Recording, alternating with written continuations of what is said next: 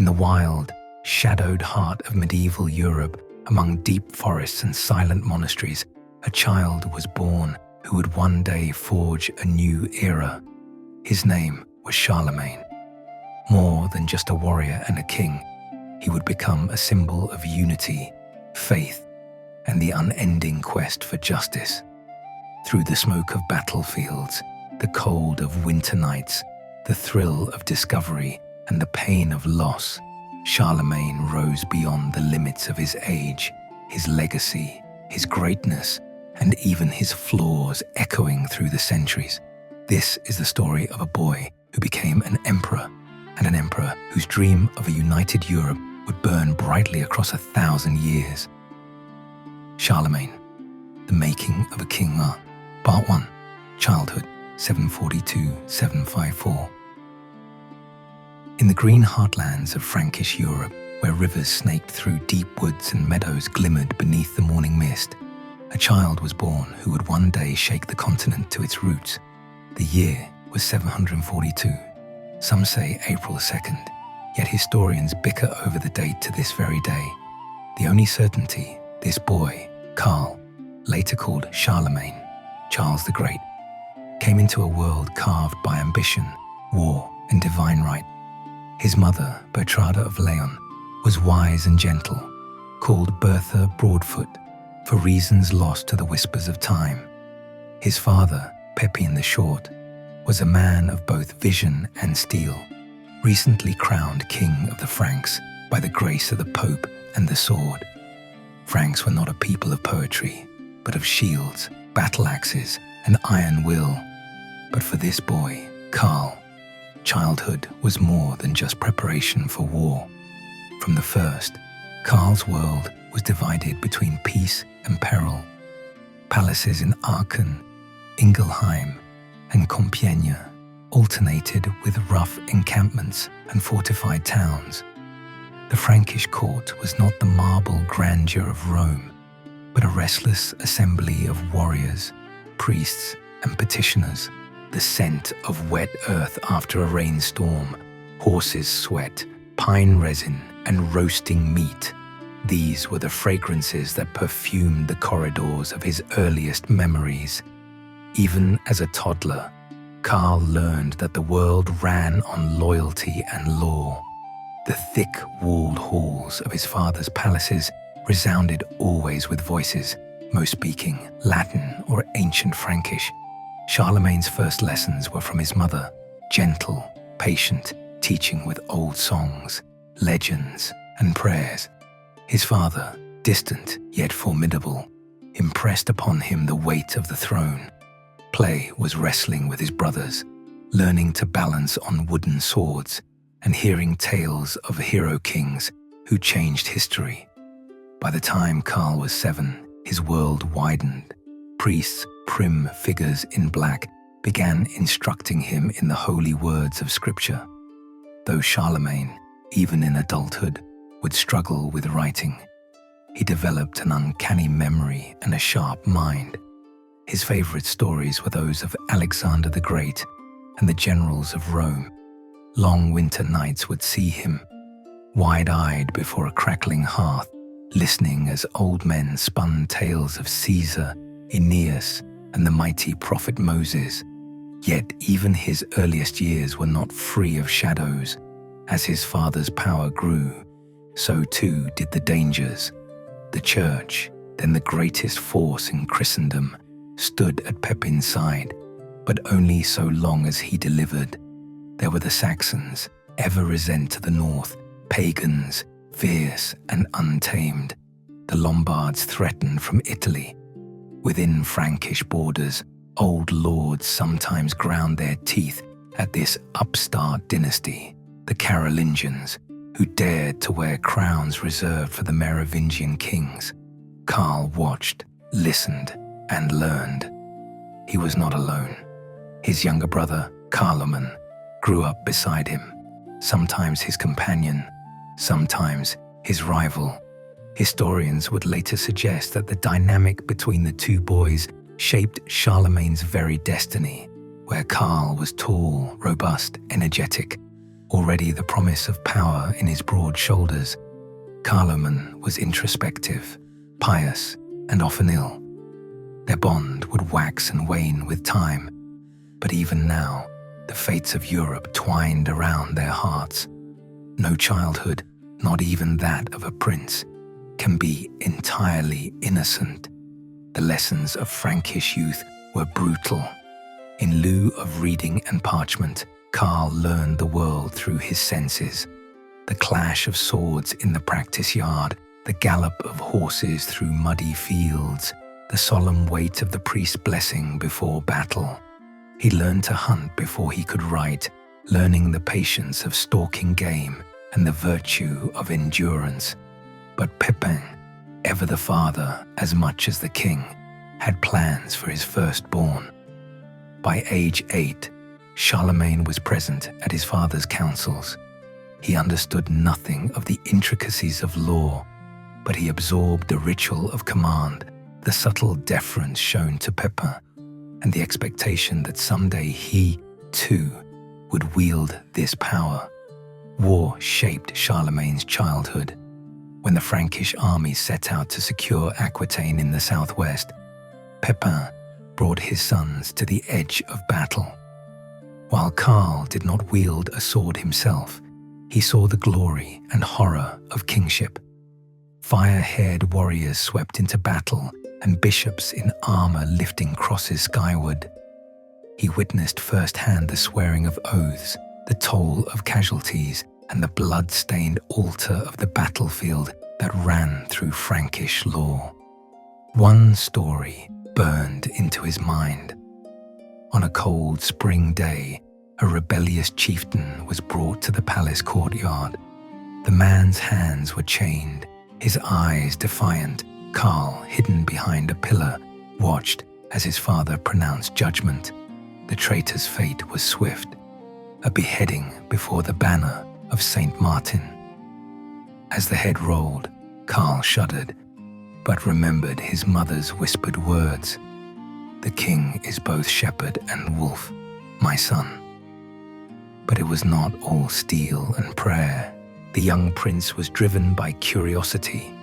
Frankish envoys brought wondrous gifts: silks from the east, gold and crystal from Italy, even strange animals, musicians from Aquitaine, scholars from Rome, and holy men from Britain, all told tales of different worlds. Charlemagne grew entranced by stories of distant lands, the deserts of Jerusalem, the marble temples of Constantinople, the snow-capped Alps. With such visitors, Karl received his first taste of diplomacy. His quick smiles and serious eyes made a strong impression. A Byzantine envoy once remarked, upon departing Aachen, "The Frankish lion cub is already a lion at heart." He learned to behave discreetly, never speaking without permission, watching elders intently, never betraying the storm of questions behind his bright gaze. Yet the greatest bond of Karl's childhood was with his mother. Bertrada doted on her sons, teaching them compassion and humility, insisting that power meant nothing without virtue. She had the wisdom of queens, but the warm hands of a peasant woman. She taught Karl to be kind to servants, to respect the church, to judge men not merely by birth, but by merit and loyalty. When he was 10, Bertrada took her sons on a pilgrimage. They rode for weeks, stopping at monasteries, listening to monks chant the Psalms, breaking bread with peasants in tiny hamlets. There, for the first time, Karl saw the suffering of his people up close. He never forgot the faces, lined with toil, marked by hope or hunger. Bertrada pressed into his hand a loaf of bread, bidding him give it to a beggar. "A king's strength," she whispered, "is found in his people's hearts." Within 2 years, the lessons of life would rush upon him as swiftly as a cavalry charge. The Pope, beset by threats from Lombards, called on Pepin for aid. The journey to Italy was perilous, and Karl's own family, would not be spared its dangers. But for Karl, the journey was as much inward as outward, a time to absorb the splendor and shadow of a faith that underpinned kingdoms.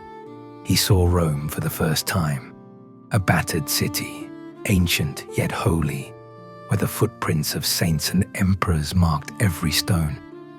The Pope himself, in white and gold, received Pepin as a true king.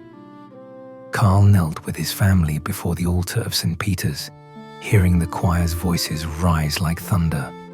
It was in this hallowed place that Karl first imagined himself, not merely as a warlord, but as a Christian king, heir to a sacred legacy. He marveled at the treasures of the eternal city. The mosaics blazed with color, the relics shimmered in candlelight. At a feast, priests and generals mingled, speaking dozens of tongues. Here, Karl saw the wider world and resolved that one day he would be more than a king. He would be the architect of empires. But with greatness came new tests. The journey home was shadowed by intrigue. Charlemagne grew sick, and rumors swirled among the court. Some whispered that the brothers' fates would forever be intertwined, one never to rise without the other falling. Rivalries brewed among the grandees, their loyalty wavering as power shifted, and Karl learned the dangerous game of alliances. When Charlemagne turned 12, his father Pepin brought him solemnly before the court for the first time. Surrounded by lords, bishops, and warriors, Pepin placed his hand on Karl's shoulder and swore that this son would share in the rule of his realms. The assembled men shouted their approval, banging sword hilts on the floor until the pillars shook. Karl stood tall, his heart pounding like a drumbeat. He knew then what was expected: wisdom, mercy, strength, and faith. His destiny was now sealed to the fortunes of the Frankish crown. That night, unable to sleep, Karl crept from his chamber to look out over the moonlit fields. He saw the fires of distant encampments, the flicker of torches, heard the lone call of an owl. He thought of all he had seen: war and pilgrimage, riches and poverty, the majesty of Rome and the pain of his people. There, beneath the vast winter sky, a boy became something more. He was not yet the Charlemagne of legends, the lawgiver, the conqueror, the emperor, but the foundation was laid. The stars above, cold and eternal, watched as history's wheel turned, setting in motion the making of a king. Part 2. Youth, 754-768. The years of Karl's youth unfolded like the banners of a Frankish host, bold, bright, and laced with promise. If his childhood had been the forging of steel, then his youth was its first tempering in fire. Now, no longer a boy shielded by palace walls, but a prince ever near the winds of change, Karl tested his strength against the world beyond his father's embrace. At 12, he had witnessed the crowning of his father, Pepin the Short, kneeling beside his brother, Charlemagne, before the gathered court and the solemn bishops. The air had thrummed with incense and the choir's voices, the steady Latin chanting, winding itself into Karl's memory. It was a coronation sealed not just by men, but by the hand of the Holy Father, Pope Stephen II, who crossed the Alps to place a crown and the aura of sanctity on Pepin's brow. In that hallowed moment, the Carolingian dynasty's pact with the Church was made flesh, and Karl, still a child, sensed the gravity in each gesture. The threats against the infant Carolingian crown were many. The rebellious Duke Waifar in Aquitaine, restive nobles in Neustria and Austrasia, and, most of all, the shadow of the Lombards looming from Italy. Karl observed war and council not as a distant spectator, but at his father's side. In the campaign seasons, princes rode among the retinues, their eyes alert at the edge of battlefields, absorbing discipline, loyalty, and the artful balance between command and mercy. The journeys, always long and uncertain, became Karl's true schooling. He learned to assess men, how an oath could be both sacred and brittle as spun glass, and to see through the honeyed words of envoys and courtiers. The campfires, flickering at the edge of forest and plain, became his classrooms. The song of steel and the grass-dark scent of rainforest, his textbooks. On the road to Aquitaine, Karl rode with his father's captains, studying how armies moved and supplies were kept, and how alliances survived the friction of hunger, cold, and fear. He saw fearsome slaughter and acts of hope, a boy his age, given a sword in defense of his village, the soft sobs of women offering bread to weary soldiers. Karl's heart absorbed it all, the magnitude of suffering, the fleeting victories, the weight of command. Each campaign was a trial, but also a revelation. When the Frankish army besieged Bourges, Karl watched the city's agony, plague and hunger within, the ceaseless thrum of war without. But after victory, Pepin tempered sword with mercy, granting terms to the survivors and showing Karl the rare power of clemency. A king's hand, his father confided in him, must be hard where justice demands, gentle where hope may grow. Yet these lessons were not drilled from books, as they were for the sons of Rome or Byzantium, but from experience, by dust and rain, by sword and psalm. Latin lessons continued in the cleric's tents as the camp settled for the night. If Karl's hand never learned the patient graces of penmanship, his tongue mastered debate, his mind leapt from verse to verse, and his memory catalogued the endless names, fiefs, and promises that chained the sprawling Frankish realm together. When the campaigns paused, life at court returned, bringing with it intrigue and the constant rivalry with his brother. Charlemagne was clever but more contemplative, often sick, withdrawn to chapels and long vigils. Karl, by contrast, was tireless, hunting in the dark woods, learning to judge horses for the army, watching his father's justice in the assembly called the Placitum. Arguments behind closed doors were many. Their mother, Bertrada, sought peace, urging her sons to temper pride with love, warning that the blood of family spilled easiest of all. But fate could not be halted by words alone. The church demanded aid again, this time for the Pope embattled by the Lombards. The year was 756 when Pepin set forth to Italy, bringing Karl and Charlemagne with him. The Alps, thunderous and white, loomed high. Many would never survive the journey. Yet Karl, hardened by years of campaigning, pressed on, leading men through mountain passes, meeting envoys in cold chapels, and staring down the Lombard king Aistulf with steady gaze. In Rome, the people hailed them as saviors. At St. Peter's, Karl stood again before the Pope, feeling the surge of holy power and the collision of faith and politics. They drove the Lombards from the papal lands, forging the donation of Pepin, whose ink and blood would shape Italian history for centuries. Karl marveled at the mosaics again, their shimmering gold as eternal as the dome of the sky above. He began to picture a greater purpose for himself, not only as son to a king, but as sword and defender of faith. When the campaign ended at last, with the Franks triumphant, Pepin was lauded as Patricius Romanorum, protector of Rome. Karl saw how alliances endured not only by the might of arms, but by the grace of the church. He listened keenly to bishops' counsel and even befriended Alcuin, a Northumbrian scholar visiting with gifts from the English court. Their talk ranged from the nature of kingship to Aristotle and Solomon.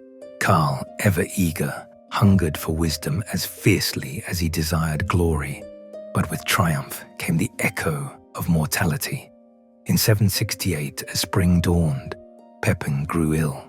The court gathered in silence as the old king took communion. On his deathbed, Pepin summoned his sons. Both knelt, Karl, the robust prince, and Carloman, the cautious. With Bertrada weeping softly at his side, Pepin divided the kingdom, as was Frankish custom, between both heirs. Karl was granted Neustria, western Aquitaine, and the lands to the north. Carloman received Austrasia, Alemannia, and the south. The realm itself was not yet fractured, but destiny had drawn a deep, invisible line between the brothers. When Pepin died, Frankish custom demanded his sons be crowned together. The ceremony, held beneath grey September skies at Noyon and Soissons, was both celebration and portent. The nobles swore oaths of loyalty. Noisy assemblies rang with promise and anxiety. Karl and Carloman, now kings, stood side by side, yet their gazes rarely met. Bertrada, in black, watched both sons, her heart caught between pride and dread. In the first flush of his own reign, Karl was restless. At only 26, he was a man of action, beloved by warriors, admired for his energy, sense of justice, and presence. He moved swiftly among his people, convened councils, judged disputes, and wrote to the Pope, assuring him of Frankish support. And yet, everywhere was division. Loyalists recalled old Pepin's strength and lamented his departure. Nobles tested the limits of the young kings, stirring rumors, withdrawing their levies, waiting to see who would prevail. It was a moment when fate teetered on a blade. Reports came from the south, rebellion in Aquitaine, Saxon raiders in the north, the Lombards sensing opportunity. Karl rode out in steel, placing his faith in God and his sword. Clad in simple armor, his blue eyes ablaze, he led his men across broken bridges and swollen rivers, reminding them by courage and by grit that their new king was forged in the same crucible as his father. But nothing tested Karl more than rivalry with Carloman. Each meeting between the brothers bristled with unspoken accusation. Old childhood wounds deepened by ambition. Once, in a tent set beside a rain-swept river, they argued for hours over borders and tribute, their voices harsh as iron. In the end, it was Bertrada who urged conciliation, drawing both sons into her embrace. Yet the peace she brokered was fragile. Destiny demanded more than brotherly affection. And so Charlemagne's youth ended on the knife edge of empire. Torn between the lessons of his childhood and the burdens of a crown, surrounded by crafty nobles and jealous rivals, he stood at the threshold. Not a boy in the shadow of a father, but a young king already known for his boldness and his will. On the horizon, empires trembled, waiting for the storm to break. Part 3. Prime years, 768, 814. The death of Pepin and the uneasy division of the Frankish kingdom between Charles and Carloman brought Charlemagne's youth to a violent, uncertain end. The brothers stood as kings, each ruling a fractured land, Charles in the west and north, Carloman in the south and east. Though their mother Bertrada pressed them toward unity, the realm's peace clung together by threads. In this crucible, tested by betrayal and ambition, Charles grew into Charlemagne, the great monarch whose legend would eclipse all before him. Early trials and ascendancy. The first years were dogged by rivalry. Even as both kings struggled to control their own courts, their vassals circled like wolves. Border disputes became common. Every nobleman's loyalty felt precarious. Charles sought strength through action. He toured his lands tirelessly, holding councils, offering justice, and forging alliances with church and nobility. It was during this restless period that fate intervened. In 771, Charlemagne died suddenly, struck by illness. His supporters pleaded with Charlemagne's mother to make her grandson, Carloman's toddler son, king. But Bertrada had seen enough of civil war. With decisive speed, Charles seized the lands of his late brother and subdued potential rebels. For the first time, the Frankish realm stood whole under the scepter of one king, and Europe would never be the same. Legend II, the Lombard crown and expansion, with Francia united, Charlemagne inherited both opportunity and peril. The Lombard king Desiderius threatened papal lands and meddled in Frankish politics, seeking to exploit divisions. Charlemagne acted with characteristic energy. He invaded Lombardy in 773, crossing the Alps in winter at the head of his army. Through swirling snow and treacherous passes, Charlemagne became a living legend to his men, enduring hardship, sharing their bread, and riding at the front in battle. The campaign was swift and ruthless. In the spring of 774, after a siege of Pavia, Charlemagne took the city and dethroned Desiderius, placing the iron crown of the Lombards on his own head. In Rome, the Pope greeted him as King of the Franks and Lombards, defender of the Church. Charlemagne knelt above the tomb of St. Peter, embracing a destiny that now stretched beyond borders and language. Lethe III, conquest and crusade. For 4 decades, the heart of Charlemagne's reign was war. He led campaigns year after year against the pagan Saxons in the wild, forested north, against Arabs and Basques across the Pyrenees, against the Avars in the east and restless Slavs along the Danube. Each year, as the fields ripened, armies marched at Charlemagne's command. His greatest and longest conflict was with the Saxons. Stubborn and fiercely independent, they resisted conversion and Frankish rule for more than 30 years. Charlemagne answered their defiance with tenacity and at times with dreadful severity. Towns and holy groves were burned, entire populations uprooted. Here the king showed mercy and menace in equal measure. He baptized thousands, built churches, and yet, after rebellions, sometimes ordered brutal punishment. In the Saxon forests, Charlemagne's reputation grew: warrior, judge, missionary, and at times, grim executioner. The Carolingian armies marched further than any before them.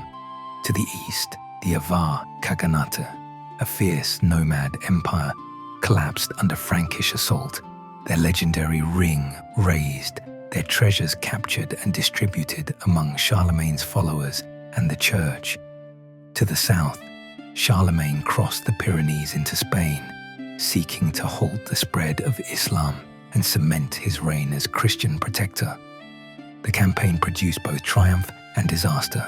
At Roncesvalles Pass, his rearguard was ambushed and slain, an event immortalized in the Song of Roland. The Guards, the fall, family, love, and court life. But Charlemagne was not only a warlord. At Aachen, deep in the heart of his lands, he built a palace of stone and vision. There he created a court that shone as a beacon of learning, faith, and the arts, the palace school. He drew the brightest minds from across Europe: Alcuin of York, Einhard the scholar, Paul the deacon, and others who animated the Carolingian Renaissance, a revival of classical wisdom and Christian piety. Charlemagne himself cherished learning. Though he never mastered writing beyond his name, he pored over books in Latin, discussed scripture and law with his scholars, and delighted in debate. He decreed education for clergy and nobles' sons, striving to create an enlightened elite who would rule as godly men, not ignorant warlords. At night, often sleepless, he would pace the echoing halls of Aachen, reciting verses from Augustine or Virgil, wrestling inwardly with the weight of empire. His personal life was rich and complicated. Charlemagne married several times and fathered a dozen children. He delighted in his family, especially his daughters, whom he kept close at court, even as nobles pressed for their hands in marriage.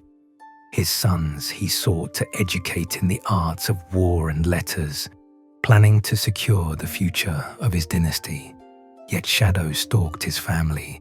Sons died young, rivalries grew. Charlemagne felt the sting of loss and the burden of succession. Vev, the birth of empire. In the Christmas of 800, the world changed. Charlemagne knelt in prayer within the dark, candle-filled Cathedral of Rome, when Pope Leo III, in a ceremony laden with ancient symbolism, placed the imperial crown on his head. The gathered crowds hailed him, Augustus, Emperor of the Romans. Charlemagne was stunned. Later, he would claim he had not known the Pope's plan. In truth, this act bound together the ruins of Rome and the wild vigor of the Frankish race, crowning a new order in Europe, a holy Roman Empire. The years that followed were marked by both glory and trial. Charlemagne ruled an empire stretching from the Atlantic to the Elbe, from the North Sea to the slopes of Italy. He issued new laws, the famous capitularies, setting forth order and justice. He oversaw the church, urging reform and discipline. Ambassadors came to his court from distant lands, Moors from Spain, Saracens from the east, even an elephant sent as a gift by the Caliph of Baghdad. Charlemagne's court sparkled with life, banquets, councils, scholarly debates, hunts through silent forests. All the while, he carried the cares of government, endless petitions, disputes, judgments. He listened patiently, questioning deeply, and his decisions became legend for their wisdom and rough fairness. Akarthu 6. Later, tests and reflection. But the years brought sorrow as well. Fresh wars flared on the empire's edges.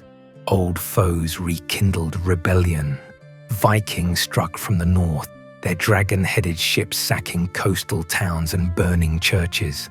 In the south, the restless borders of Hispania demanded constant vigilance. Charlemagne's body, once robust, began to ache with age.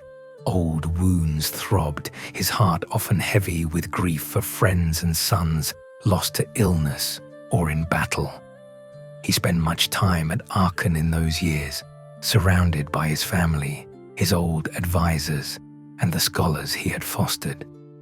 There, in the marble-banded chapel he had built, Charlemagne prayed often, attended Mass each morning, and listened to music echoing in the high dome.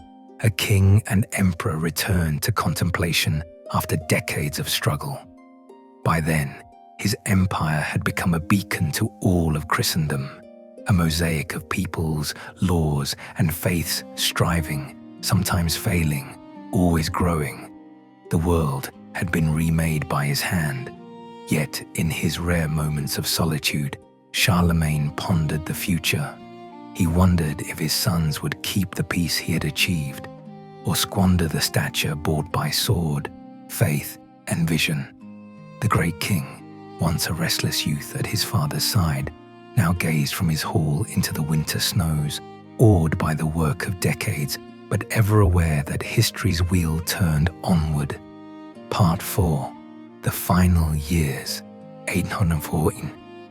The long reign of Charlemagne, marked so often by thunder and triumph, softened at last into twilight. As the emperor approached his 70th winter, age and wear began to claim what battles and intrigue could not. Yet the final years of his life were no less stirring, filled with reflection, legacy, and the quiet human joys and sorrows of an emperor who had become the very soul of Europe. Chapter I. The Aging Emperor. At Aachen, Charlemagne's beloved palace city, the emperor spent his final years with a kind of solemn dignity, once renowned for his vigor. He now moved with a measured step, his tall frame stooped and silvered, yet his eyes remained alert and clear. Old wounds ached in the rainy seasons. The labors of empire pressed more heavily than iron armor ever had. Despite his age, Charlemagne continued to govern with untiring devotion. Each morning he was present at the chapel's first light, hearing the chanting of monks and uttering prayers for his people. The affairs of state never ceased. Petitions, disputes, judgments came daily before his throne. He read reports, debated with advisors, corresponded with distant rulers and the Pope. The emperor's wisdom, now honed by decades of victories and disappointments, seemed beyond measure. His word was law, yet always tempered by mercy and insight. The court, once a place of tireless motion, matured into stately routine. Grandchildren played in marble corridors. His surviving daughters remained at his side, their laughter a balm. The palace school thrived, fountains of learning rippling out into the clergy and nobility of Europe. Scholars from Ireland, Spain, and Italy still came to Aachen, drawn by the glow of the Carolingian Renaissance. Charlemagne, their patron, was forever at the center, still curious, still learning, determined that a new generation would not fall back into the old shadows of ignorance. Chapter 2.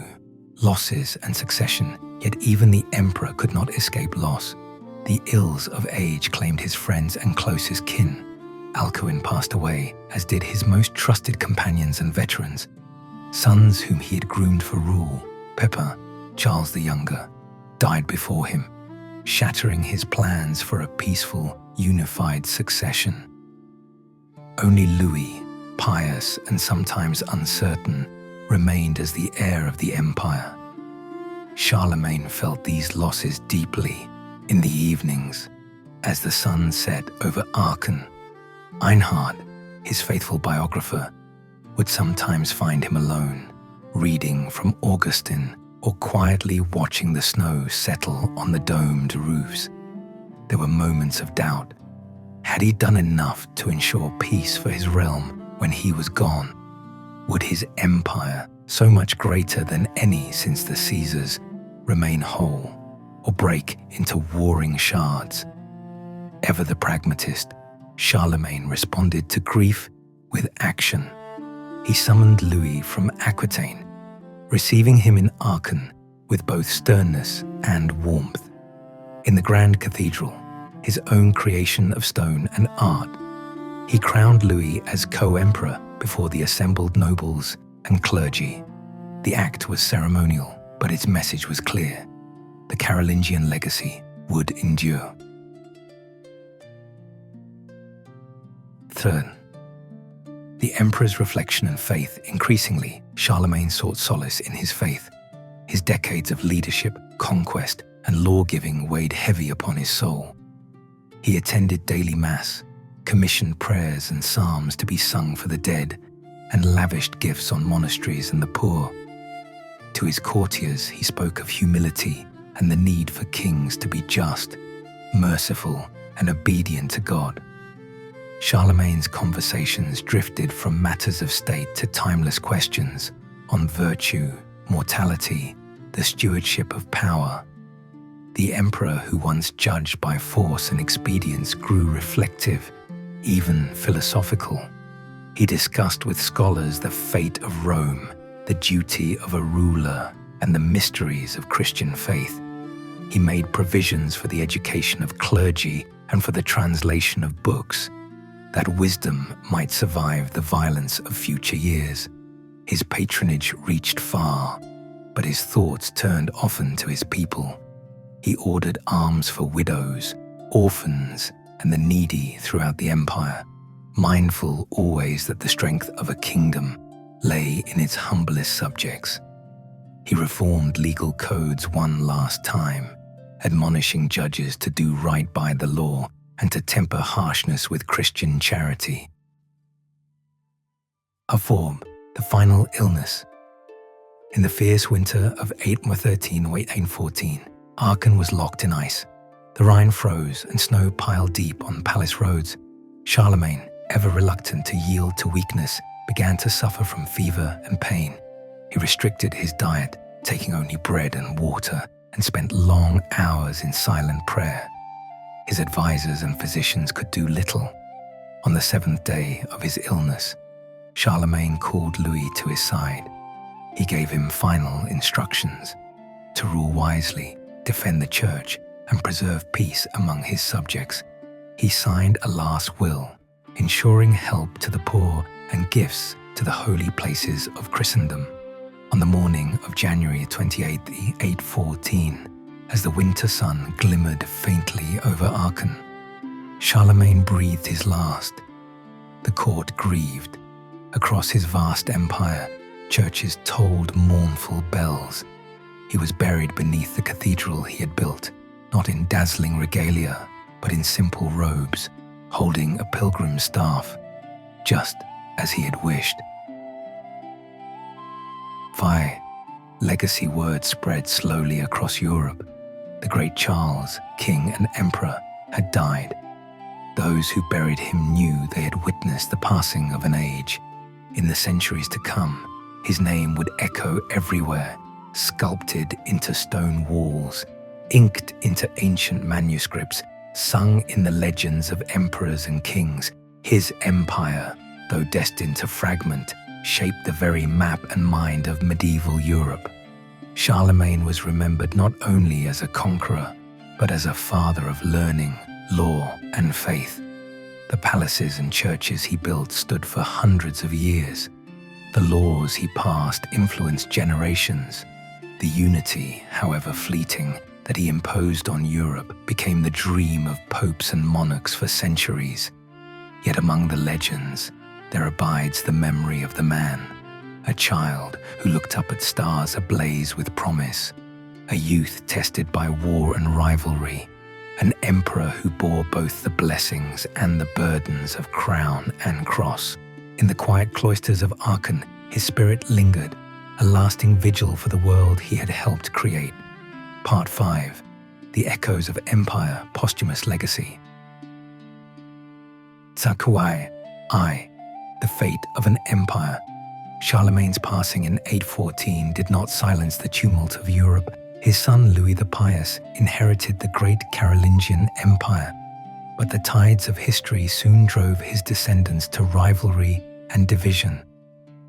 The Treaty of Verdun in 843, just a generation later, split Charlemagne's realm among 3 grandsons, setting the stage for the birth of France, Germany, and Italy, and for centuries of feudal strife. The noble dream of unity flickered and faded. Walled cities and ambitious barons carved new destinies from the old imperial heartlands. Yet the memory of Charlemagne haunted every castle and court, every cathedral and council. Asami, there too, Charlemagne in song and legend, from northern fjords to Italian hills, stories of Charlemagne endured. Poet and peasant alike wove his deeds into the fabric of medieval legend.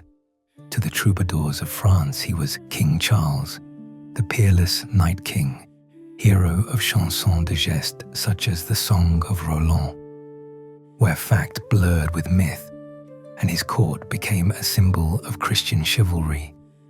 To the holy Roman emperors of later ages, Charlemagne's legacy was a mantle of legitimacy, claimed and invoked to lend grandeur and blessing from the past. Sculptors and painters imagined him crowned in gold, his sword raised skyward, a beacon for popes, princes, and pilgrims alike. Jacques III, the saint and the symbol. 1165, Charlemagne was canonized by Antipope Paschal III, though Rome never officially recognized the sainthood. Pilgrims visited his tomb in Aachen, seeking miracles, strength, and guidance. To many, he was not just a king, but an intercessor, a Christian exemplar, a ruler both just and wise, fierce and devout. In paintings, stained glass, and manuscripts, he strode the medieval imagination.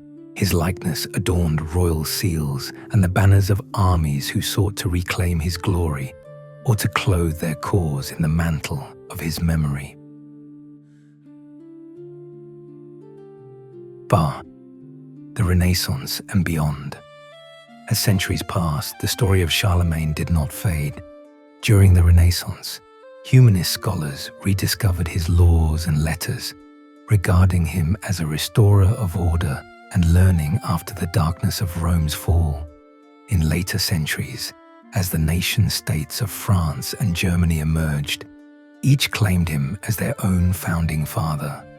His shadow stretched across their chronicles and ambitions.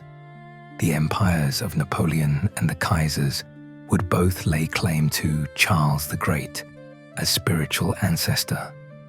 Even in modern times, the dream of a united Europe, now the ideal of peace and cooperation rather than conquest, evokes the legacy of Charlemagne, whose empire first bridged the continent. The emperor's echo. Charlemagne's vision outlived the battles and betrayals of his age. His laws seeded the soil of Western justice. His schools kept fragile knowledge alive.